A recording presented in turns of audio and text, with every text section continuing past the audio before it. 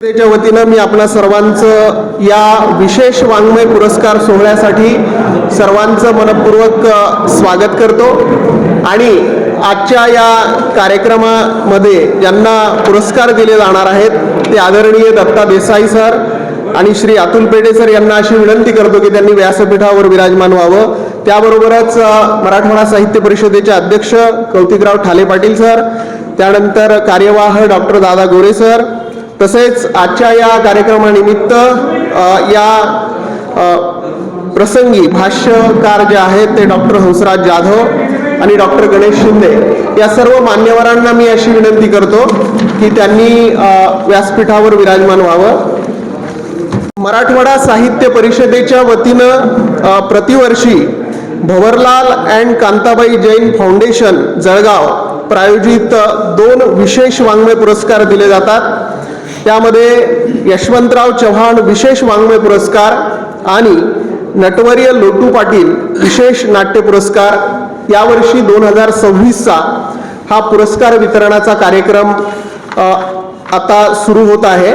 सर्व मान्यवरांचे मी मराठवाडा साहित्य परिषदेच्या वतीनं सहर्ष स्वागत करतो।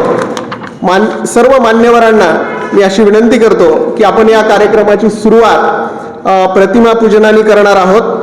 तर स्वर्गीय यशवंतराव चव्हाण साहेब यांच्या प्रतिमेस व नटवर्य लोटू पाटील यांच्या प्रतिमेस पुष्पहार अर्पण करून आपण या कार्यक्रमाची सुरुवात करीत आहोत। अतुल पेढे या दोन्ही मान्यवरांना अशी विनंती करतो की त्यांनी प्रतिमा पूजन करावं।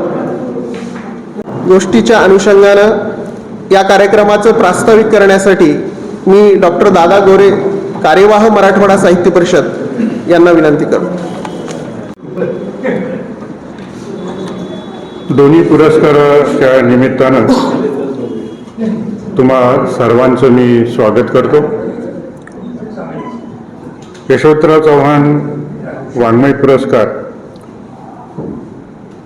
मराठवाडा साहित्य परिषदेने 2006 पासून सुरू केलेला आहे। मराठवाडा साहित्य परिषद एकूण 13 पुरस्कार देते, त्यापैकी 12 पुरस्कार हे मराठी भाषेतील कुठल्याही प्रदेशातील लेखकांना, व्यक्तींना दिला जातो। एकच पुरस्कार असा आहे नरहर कुरुंदकर पुरस्कार, तो मराठवाड्यातील लेखकासाठी दिला जातो। मराठवाडा साहित्य परिषद खरं तर मला मोठ्या अभिमानाने सांगावं वाटतं की इतर जे पुरस्कार दिले जातात, इतर ज्या संस्था पुरस्कार देतात, काही संस्था त्या फक्त पुरस्कार जाहीर करतात, पुरस्कार देतात, पण पुरस्कार करताना त्यांची कुठलीही सोय करत नाही। त्यांचं येण्या जाण्याचं भाडं सुद्धा देत नाही, त्यांची निवासाची व्यवस्था पण करत नाही। आमची एकमेव संस्था अशी आहे की आम्ही सर्व सुविधा जाणीवपूर्वक देतो। यशवंतराव चव्हाणांच्या पुरस्काराचा जर आपण विचार केला तर आतापर्यंत जे पुरस्कार व्यक्तींना दिलेले आहेत ते जर लक्षात घेतले तर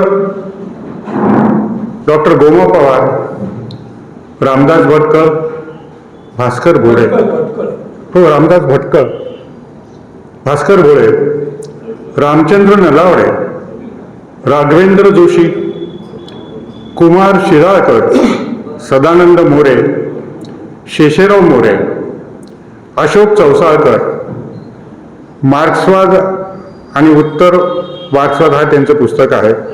लोक माझे सांगाती हे शरद पवारांचं जे पुस्तक आहे, त्यांना सुद्धा मराठवाडा साहित्य परिषदेचा हा पुरस्कार दिलेला आहे आणि ते मोठ्या आनंदानं त्यांनी तो या ठिकाणी स्वीकारलेला आहे। ते मला जाणीवपूर्वक आम्हाला तिथे सांगावं वाटतं। सुरेश दोदेशीवारांनाही दिलाय, भाई संपतराव पवारांना दिला, रमेश जाधवांना दिलाय। तर असे हे पुरस्कार देण्याचं मराठवाडा साहित्य परिषदेने ठरवलेलं आहे। एका पुरस्काराचा मी मुद्दाम जाणीवपूर्वक उल्लेख यासाठी करतो की तो पुरस्कार आम्ही दिलेला नाहीये, पण त्याचा उल्लेख मला करावा वाटतो। त्यांच्या 41व्या पुण्यतिथी निमित्त यशवंतराव चव्हाण सेंटरच्या वतीने राज्यस्तरीय पुरस्कार युसुफ मेहर अली सेंटर यांना 2025 रोजी दिलेला आहे आणि आमची परिषद हे पुरस्कार 2007 पासून देते, हे विशेष आपण लक्षात घेतलं पाहिजे। यशवंतरावच्या बाबतीमध्ये जर बोलायचं झालं तर 12 मार्चला आपण त्यांच्या जन्मदिनी हा पुरस्कार देतो। त्यांच्याबद्दल आपल्याला खूप माहिती आहे, फक्त 1-2 गोष्टी मात्र त्यांच्याबद्दल मला सांगणं आवश्यक वाटतं। ते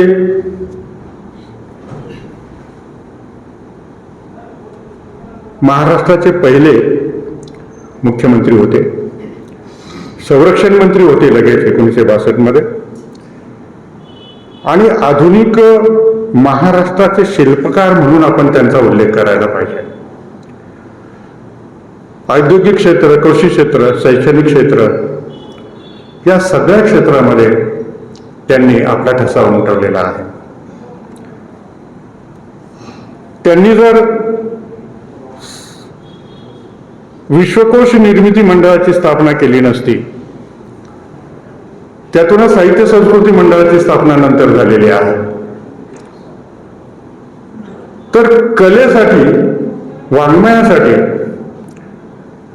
जे एक चैतन्यमय रूप त्यांनी नंतर दिलं ते केवळ यशवंतराव चव्हाणच देऊ शकले, हे आपण लक्षात घेतलं पाहिजे। त्यांची पुस्तकं तर आपल्याला माहितीच आहे, त्याबद्दल काही कृष्णकाठ, युगांतर, ऋणानुबंध, सह्याद्रीचे वारे हे आपल्याला सर्वांना माहिती आहे। 2010 साली केंद्र सरकारनं त्यांचं 5 रुपयाचं पोस्टाचं तिकीट काढलेलं होतं। तसा विचार केला तर मुंबई राज्याचे ते 3रे मुख्यमंत्री होते, मुंबई राज्याचे, परंतु महाराष्ट्राचे पहिले मुख्यमंत्री होते। दूरदृष्टी असणारं त्यांचं व्यक्तिमत्व होतं आणि साहित्य संमेलनालाही शिस्त लावण्याचं काम त्यांनी केलेलं होतं, हे आपल्याला विचारता येणार नाही। समोर बसून साहित्य संमेलनाचा आस्वाद कसा घ्यावा हे यशवंतरावांनी आदर्श घालून दिलेला आहे। तो नंतर आपण किती पाळतो हे आपल्या सर्वांना माहिती आहे। एकूणच यशवंतरावांबद्दलचं हे आपण गोष्टी लक्षात घेतली पाहिजे। दुसरा जो वाङ्मय पुरस्कार आहे तो लोटी पाटील यांचा नाट्य पुरस्कार आहे। हा पुरस्कार सुद्धा आपण महाराष्ट्रातील खूप मोठ्या मोठ्या दिग्गज व्यक्तींना दिलेला आहे। आमच्याकडचे त्र्यंबक महाजन आहेत, कमलाकर सोनटक्के आहेत, चंद्रकांत कुलकर्णी आहेत, राजकुमार तांगडे आहेत, श्रीराम गोजमगुंडे आहेत, दिलीप घारे, यशवंत देशमुख आहेत, पण याशिवाय विजय मेहता, सतीश पाळेकर, वामन केंद्रे, मधुकर तोडरमल, जब्बार पटेल, मोहन आगाशे, प्रेमानंद गजवी आणि एक पुरस्कार सत्यदेव दुबेला दिला होता, पण मध्येच त्यांचं निधन झाल्यामुळं त्यांना तो देता आला नाही। असे हे पुरस्काराचं त्यांचं आपण लक्षात घेतलं पाहिजे। या पुरस्कारासंबंधी काही गोष्टी जाणीवपूर्वक मला या ठिकाणी तुम्हाला सांगायच्या आहेत। आपण हा पुरस्कार ज्या लोटू पाटलांच्या निमित्तानं देतो ते लोटू पाटील आपण जर लक्षात घेतले तर 2004 साली सोयगाव सारख्या ठिकाणी अगदी खेड्यामध्ये निजामी राजवट असताना सुद्धा त्यांनी नाटकाची चळवळ राबवलेली होती। एकीकडे पश्चिम महाराष्ट्रामध्ये बालगंधर्वांचं सगळीकडे गवगवा होता आणि इकडे मात्र लोटू पाटील नाट्य कलावंतांना सोयगाव सारख्या खेड्यामध्ये, ग्रामीण भागामध्ये नाट्य चळवळ चालवत असत। त्यांच्या रंगभूमीचा जर आपण विचार केला तर 1904 मध्ये श्रीराम मंदिर गावाबाहेर, अगोदर गावाच्या बाहेर ते नाट्याची चळवळ चालवायचे.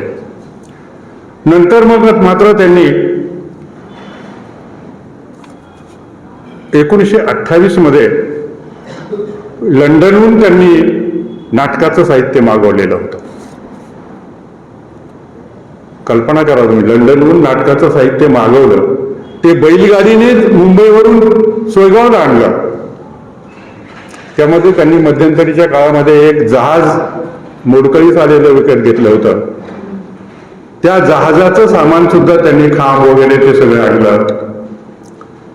ते सोयगावला नेत असताना एक घर मध्ये येत होतं, ते घर त्यांनी बाजूला केलं, सामान आतमध्ये नेलं, पुन्हा त्या माणसाला घर बांधून दिलं. असे थोर माणूस होते. दुसरी एक त्यांची महत्वाची आठवण जर सांगायची झाली तर प्रमिला जाधव, ज्याला आपण जयमाला शिलेदार म्हणतो,